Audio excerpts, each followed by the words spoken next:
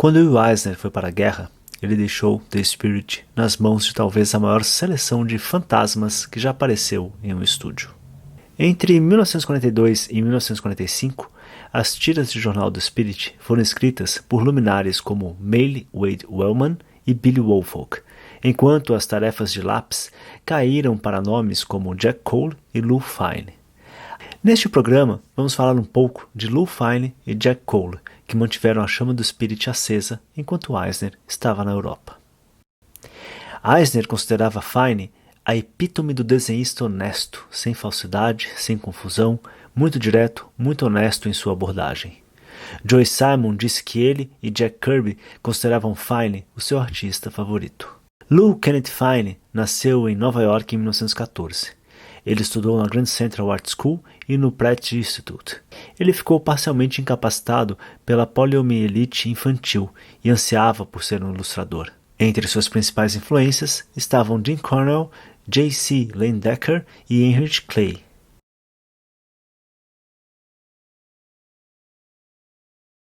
Lou Fine ingressou na loja de quadrinhos Eisner Iger em 1938 e logo ele estava desenhando Wilton of the West, The Count of Monte Cristo e The Flame. Em pouco tempo, ele se tornou um dos melhores artistas do estúdio. Ele desenhou parte dos quadrinhos Jumbo e China e também produziu vários quadrinhos de aventura. Entre 1939 e 1943, ele trabalhou para o grupo Arnold's Quality Comics. Lá produziu Black Condor, Storm Foster e várias edições de Uncle Sam. Desde o início, a especialidade de Fine eram capas, e ele produziu dezenas delas.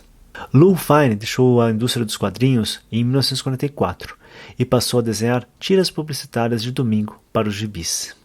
Em seu trabalho de publicidade, ele cooperou extensivamente com Don Commissaro. Juntos, eles criaram personagens como Charlie McCarthy e Mr. Coffee Nerves para Chase and Sanborn Coffees e Sans Page para Windrow Cream Oil. Eles também fizeram The Troop Family para a revista Liberty, usando a assinatura combinada de Don Lou, com roteiros de Lawrence Larriar. Em seguida, Fine desenhou duas tiras de jornal, Adam Ames e Peter Scratch, sobre um detetive particular durão que vivia com sua mãe. Fine morreria em 1971, deixando uma série de seguidores. Jack Cole nasceu e foi criado em uma pequena cidade da Pensilvânia chamada Newcastle. Ele era o segundo mais velho de uma família de 5 filhos. Em 1931, Jack era um estudante magro, desajeitado e bem-humorado do segundo ano do ensino médio. O jornal local, The Newcastle News, publicava sessões de quadrinhos diárias e dominicais, e foi nesse jornal que Jack publicou uma das suas primeiras histórias amalucadas. Já em 1941, Jack Cole foi contratado por Buzz Arnold, editor da Quality Comics, que publicava o Spirit de Will Eisner. A ideia de Arnold era que Cole produzisse uma série que fosse na linha do que o Will fazia, algo como Aventuras de um Detetive na Cidade Grande.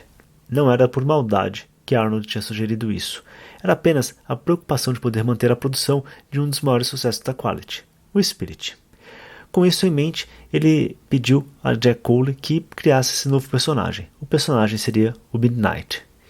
E a experiência com Midnight foi importante, não apenas para Cole aprimorar seus talentos e aprender a produzir com prazos, mas porque no futuro, como dito aqui no começo, ele foi trabalhar justamente na série do Spirit enquanto Will estava cumprindo seu dever na Europa.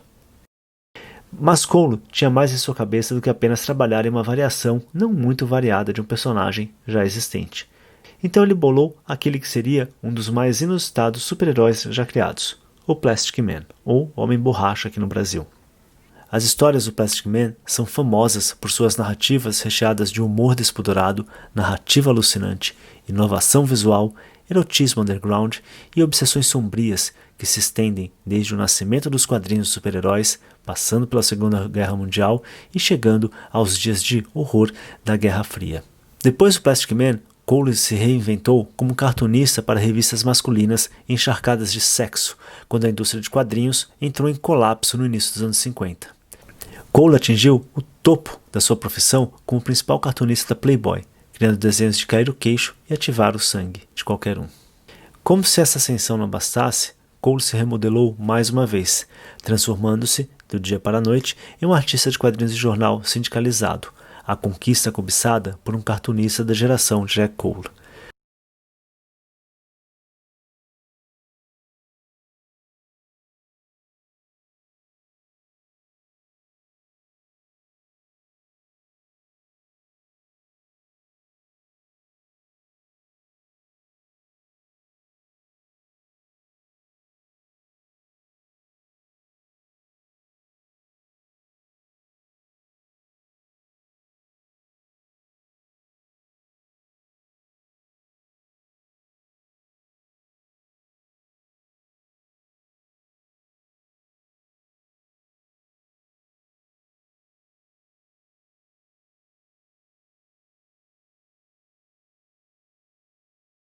Poucos meses depois de atingir este auge, Cole tragicamente tirou a própria vida, em 13 de agosto de 1958, aos 44 anos.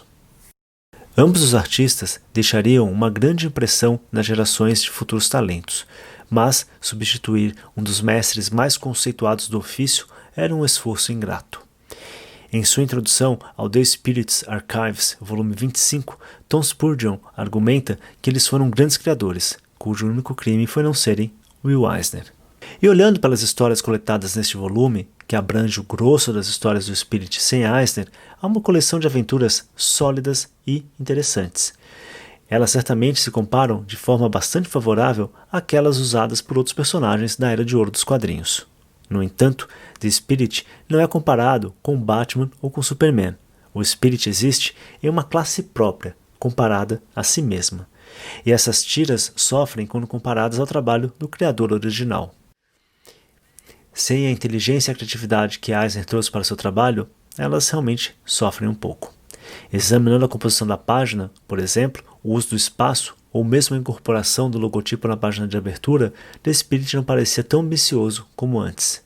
As histórias parecem mais leves aqui também.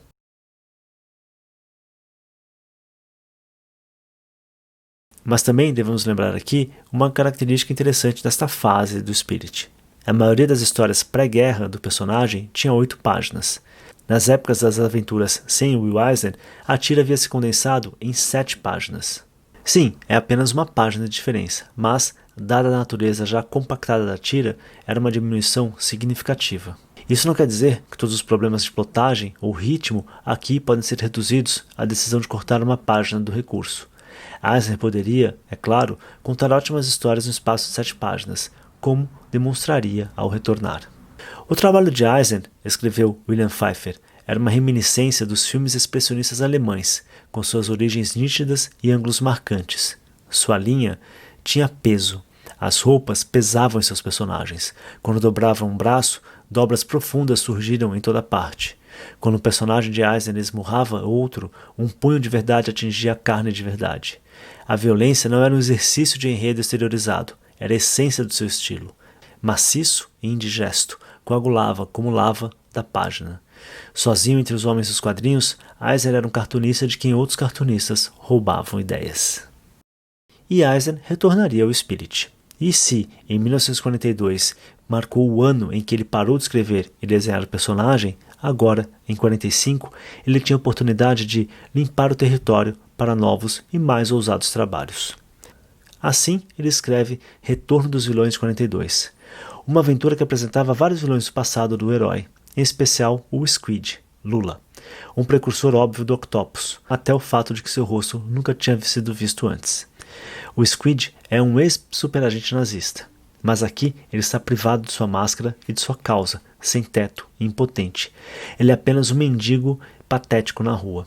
Que dia triste, ele observa, quando o Squid, o maior criminoso da Europa, deve lutar com 2 vagabundos por um cigarro. Em fazendo questão de acabar com um vilão que ele estabeleceu no início da Segunda Guerra Mundial, Eisner parece estar traçando uma espécie de limite na areia. A guerra acabou. O Squid é despojado de sua dignidade com a mesma facilidade com que sua máscara é despojada. É um novo mundo lá fora, com novas possibilidades e novas oportunidades. O Spirit sobreviveu e resistiu, bem como a própria América. É hora de avançar para a segunda metade do século XX. Depois de uma época de tiras medíocres, Eisner parece nos garantir que o passado é apenas um prólogo. O melhor ainda está por vir.